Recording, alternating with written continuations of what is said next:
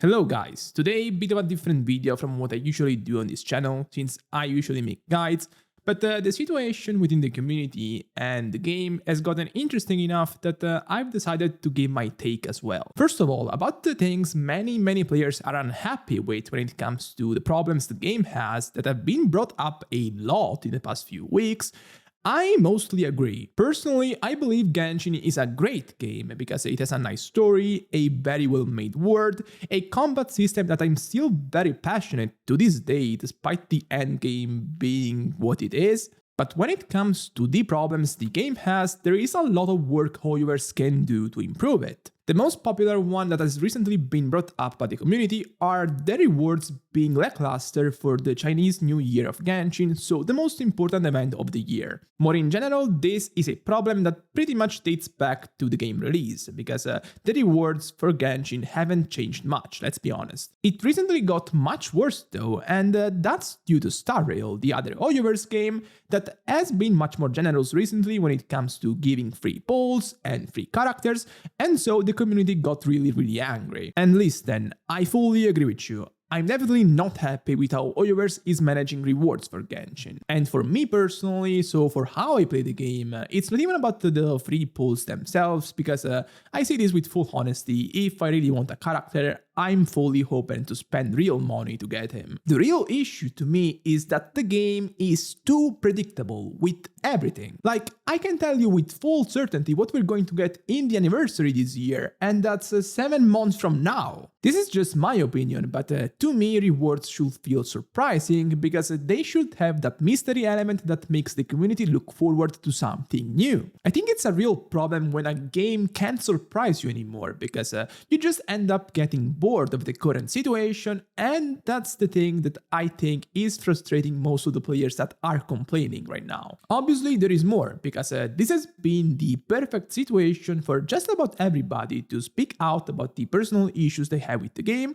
and that's fine, but this has also resulted into a collective call to arms to actually start boycotting the game as well. I'll make this clear, I'm not currently boycotting the game, but if you are, I get you. As gamers, customers, it's within our sacred right to complain and stop spending money if we feel like the game is not making things right for us. I fully get it when people say stuff like, we just want to get our voices heard, because let's be honest, Hoyoverse has not been vocal with their communication and actually has been very passive. So I get the frustration many players have, because for the longest time, let's be honest, it felt like talking to a wall when we send feedback to Hoyoverse or we complete publicly. They just don't listen to us very much. Truthfully, there have been times where we complained a lot and they gave us something. For example, the Zhongli thing, when Zhongli came out as bad as he was, they actually brought him back to beta and they buffed him. When the first anniversary happened and the rewards were disappointing, we complained a lot and they gave us some extra pulls. So we've been able to get something from Hoyoverse in the past few years, and this is kind of what led players to be hopeful about their complaints this time, because they just want that to happen again. But let me ask you something. Do you think that if they gave us 10 more pulls for the Lantern Rite, that will magically fix the game for you? I bet some of you don't remember this, but when the first anniversary hit, the complaints got even worse than they are now, and all we got from that was a few pulls and a bag of chips, pretty much. And did that fix the game long term? No, they gave us a sweetener to calm us down in the immediate, but they didn't change the rewards long term because they didn't need to. And this is actually a key word, they didn't need to. I want players to understand this. I've been playing gachas for around 7-8 years at this point, unfortunately, so I do have some kind of idea of how things work in this context. There was this gacha I played, Dragon Ball Legends, that was a nice game, made a little bit of money, but not that much. So what did the company that made the game do? They proceeded to change the structure of the game every few months. Banners, raids, events, rewards, everything every few months. And the reason for that is that they were trying to find a way to make the most money possible. You see, This is all it comes down to at the end of the day. There is no passion or generosity when it comes to rewarding gacha players. It's all about finding the best strategy to make the most money. As a result, the more money gacha game makes, the less likely it is for the game to change its structure. Genshin is very likely the most profitable gacha on the market, so it will be very hard for it to change its structure. And with this, I don't want to demotivate you from complaining or stop spending money, because again, it's within your rights. It's fully within your rights. But you need to understand that Genshin is so big at this point that it can't be swayed by a few dozens of thousands of people complaining, simply put. Now, even though complaining is within your rights, I think it's gotten too bad at this point, and not because there are two complaints towards Genshin specifically. It pretty much turned into a witch hunt recently, with the people complaining about the people not complaining, and the people who like the game complaining about the people complaining. This doesn't help the game, it just contributes to the kind of social media war we've been seeing these days. And while one could say that it's the internet, social media, who cares, go out. True, but it's still kind of sad to see. Look, I'm sure that everybody would like to see better rewards, both the people that are complaining and the people who aren't. And look, this is not even about Genshin, it's just common sense.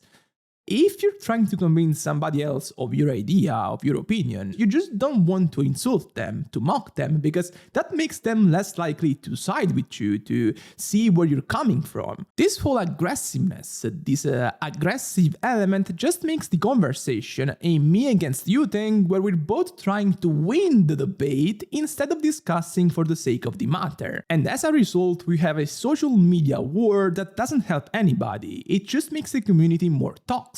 And I've even seen some content creators get some really nasty messages for not boycotting the game. I've gotten some myself, but not many. And look, again, it's within your right to complain, but what's not within your right is to be mean to people because they're not sharing the same idea, because they're not doing the same. That's just mean. Like, you just can't force others to do something they don't want to do. And all of this over a game. Let's be honest, it's a game. Whatever the importance Genshin might have in your life, it's important to remember that this is just a game at the end of the day. The purpose of a game is for you to enjoy it, and if you're not enjoying it anymore, just quit. There are countless games out there. And do you genuinely believe all of this actually helps the game, all of this drama? No, the only thing it contributes to is making the community more toxic. You can speak your mind, you can tell your opinion, that's your feedback, but when you start mocking other content creators, assuming stuff about people, that's where it gets really bad to me, like really bad. Because this, my friends, is not about the game anymore, it's just about the drama. And with this, I'm done for today. I usually don't make these videos, I guess this is kind of a drama video, but I just really wanted to speak my mind. I don't think I made any drama. I just wanted to speak my mind on the situation because I think it got really messy.